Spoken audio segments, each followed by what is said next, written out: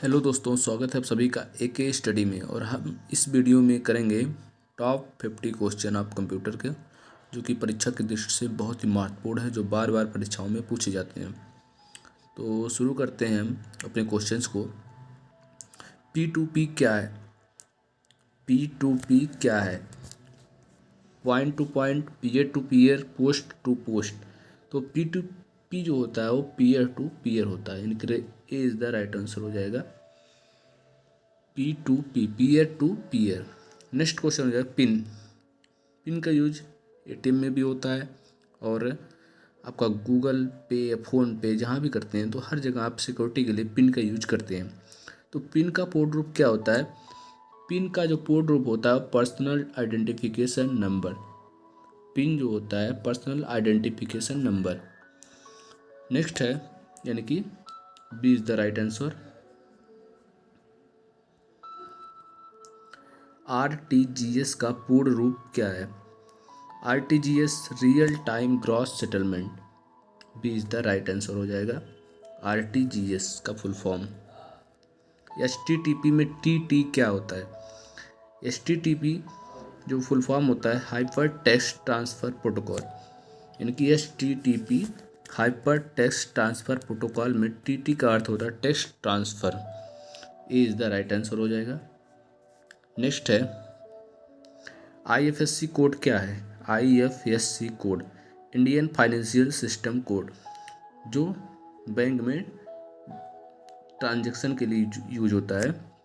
और इसका पूछा जाता है IFSC कोड के बारे में, तो इसमें कुछ भी पूछ सकता है, जैसे कि यह एक अल्फ़ा न्यूमेरिक 11 डिजिट का कोड है। सही है। बी होता है पहला 4 अल्फ़ाबेट बैंक के लिए, और आखिरी 6 न्यूमेरिक कोड या ब्रांच के लिए यूज होता है। एंड बीच में 0 होता है। और फुल फॉर्म होता है इंडियन फाइनेंशियल सिस्टम कोड। तो ये सब आपको याद रखना है, इसमें कोई भी पूछ सकता है परीक्षा में। तो इसमें हो जाएगा आपका डी। पहला माइक्रो ATM आधार बेस्ड किस बैंक ने शुरू किया? तो DCB बैंक ने पहला माइक्रो आधार बेस्ड ATM शुरू किया था। व्हाट्सएप ग्रुप में अधिकतम कितने सदस्य हो सकते हैं?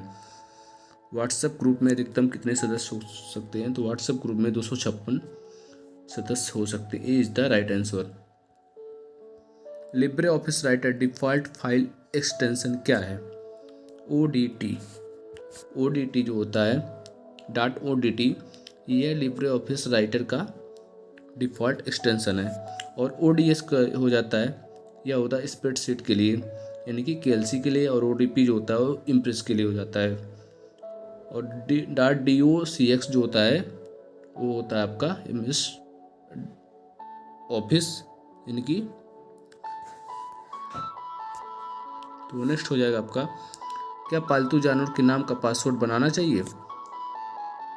तो पासवर्ड जो जब भी बनता है तो स्ट्रॉन्ग बनता है, इसलिए जो है किसी भी जानवर का नाम जो भी होगा वो सिंपल सा होगा, इसलिए हम उसका पासवर्ड नहीं बना सकते, जो कि गलत है। USSD का कोड रूप क्या है? Unstructured supplementary service data. A is the right answer. LibreOffice एक एप्लीकेशन सॉफ्टवेयर है, सही है, जो कि ओपन सोर्स होता है। लिब्रे ऑफिस एक एप्लीकेशन ओपन सोर्स सॉफ्टवेयर है। नेक्स्ट है, solve max where A1 to A3 range. इनमें आपको बताना है इसमें कौन सा ऑप्शन सही हो जाएगा। तो ए इज द राइट आंसर हो जाएगा आपका इक्वल टू मैक्स A1 और A3 जो है इसका रेंज सही हो जाएगा। ये आपका ए इज द राइट आंसर हो जाएगा आपका। नेक्स्ट है, फाइंड क्वाटेंट 5 2। क्वाटेंट को फाइंड करने के लिए हम करते हैं इसे 5 यहाँ दिया गया है, इसका जो है 2 2 2 सा 4, 1 बचा रिमाइंडर, और 2 जो बचता है यानी कि बार जिसको कहते हैं वो क्वाटेंट होता है आपका। तो इसमें हो जाएगा आपका is the right answer. Facebook account open करने की न्यूनतम उम्र क्या होनी चाहिए? फेसबुक अकाउंट ओपन करने की न्यूनतम उम्र जो होती है 12 या 13 जो भी होता है, 13 जिसमें दिया गया 20 द राइट आंसर हो जाएगा। OLX क्या है? OLX क्या है? E governance, e commerce, email, none. तो OLX जो होता है ई कॉमर्स होता है। कंप्यूटर में है पैन का पूर्ण रूप क्या है? Permanent account number, personal area network, permanent area network. तो पैन का पूर्ण रूप हो जाएगा personal area network. B is the right answer.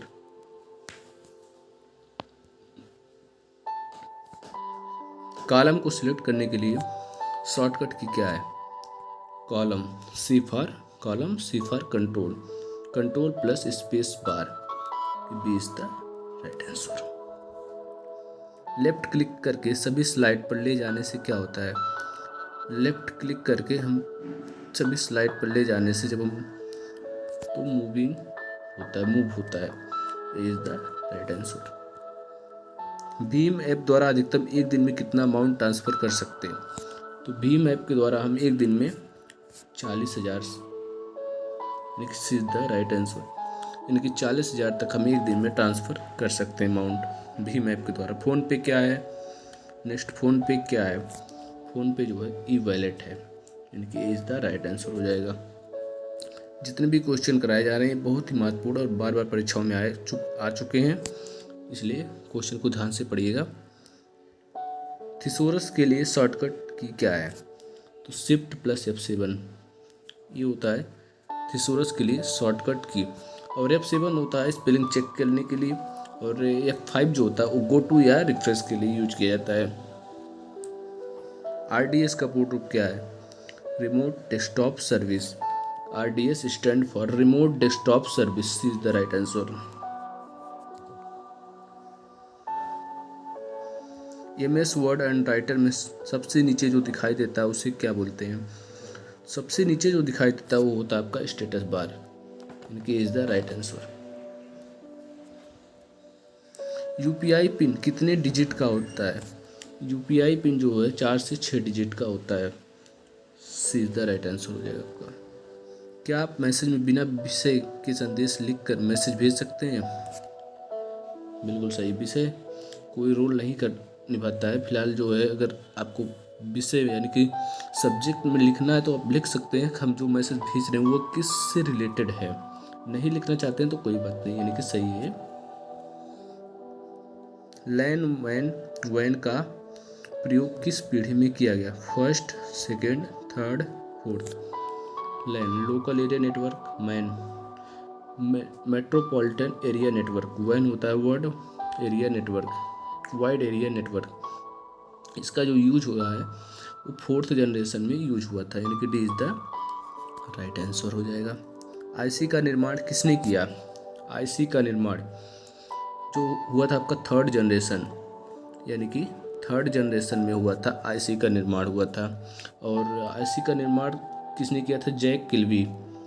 Jack किल्वी ने IC का निर्माण किया था। बिल गेट्स जो माइक्रोसॉफ्ट के फाउंडर हैं, और हरमन होल्ड्रिथ जो ट्यूबलेटिंग मशीन जो बनाए थे 1896 में हरमन होल्ड्रिथ के द्वारा आविष्कार किया गया था, जिसमें पंच कार्ड यूज किया गया था। और 1911 में, यानी कि 1911 में इस मशीन का नाम जो है कंप्यूटर टैबलेटिंग रिकॉर्डिंग कंपनी कर दिया गया। और 1924 में पुनः इसका नाम परिवर्तित करके IBM रख दिया गया था। IBM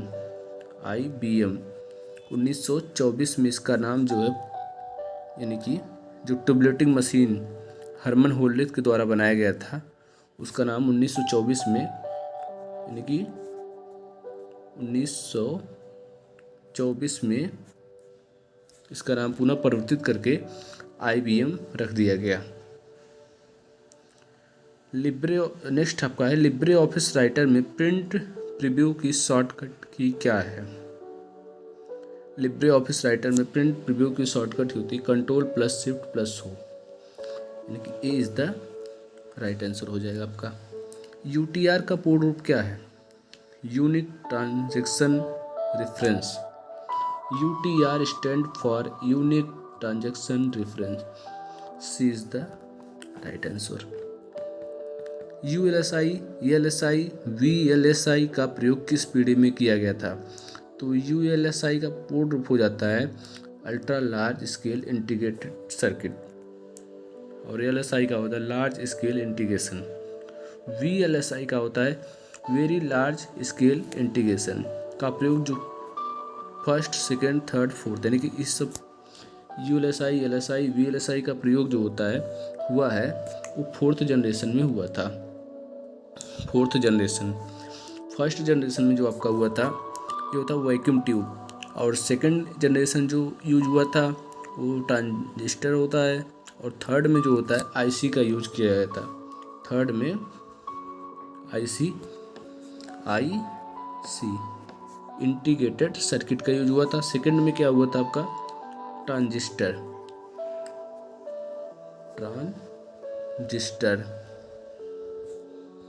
और फर्स्ट में जो आपका हुआ था वो होता वैक्यूम ट्यूब का यूज किया गया था।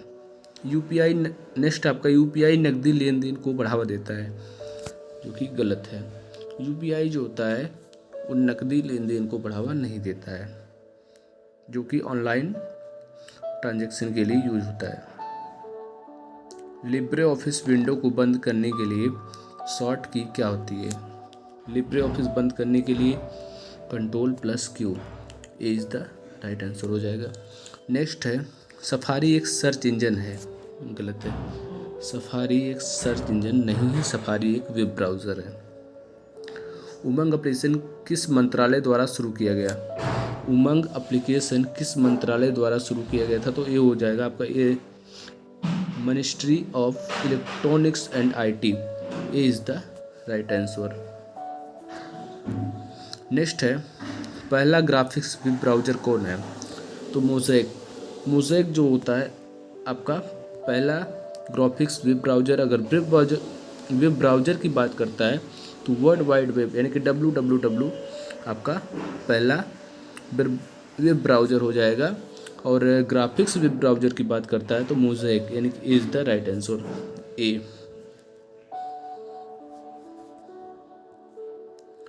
सम 5 2 कितना होता है?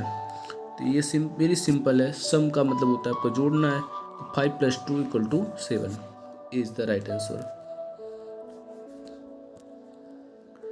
नाबार्ड किस कमेटी द्वारा इस्टेब्लिश्ड किया गया है? नाबार्ड किस कमेटी के द्वारा बनाया गया था?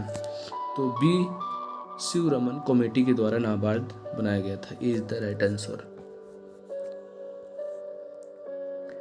SED stand for steam editor smoke emitting diode sweet eagle dreams.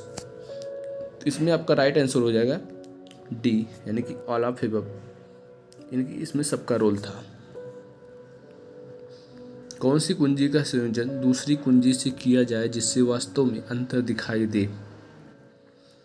Mobile phone जो होता है EMEI और GPS IMEI अथवा GPS द्वारा यानी कि बोथ इसमें हो जाएगा। दोनों के द्वारा मोबाइल को ट्रैक किया जा सकता है। वैक्यूम ट्यूब का आविष्कार कब हुआ? वैक्यूम ट्यूब का आविष्कार हुआ था 1904, जो कि आपका फर्स्ट जनरेशन में वैक्यूम ट्यूब का आविष्कार हुआ था। तो सभी क्वेश्चन जितने भी क्वेश्चन कराए गए सब परीक्षा की दृष्टि से बहुत ही महत्वपूर्ण हैं, और इसको बार बार आपको बढ़िया से तुम तैयार कर लीजिए कि आने वाले जितने भी एग्जाम में सब ये क्वेश्चन सभी एग्जाम में आए हुए हैं। और ठीक है, वीडियो में बने रहने के लिए धन्यवाद।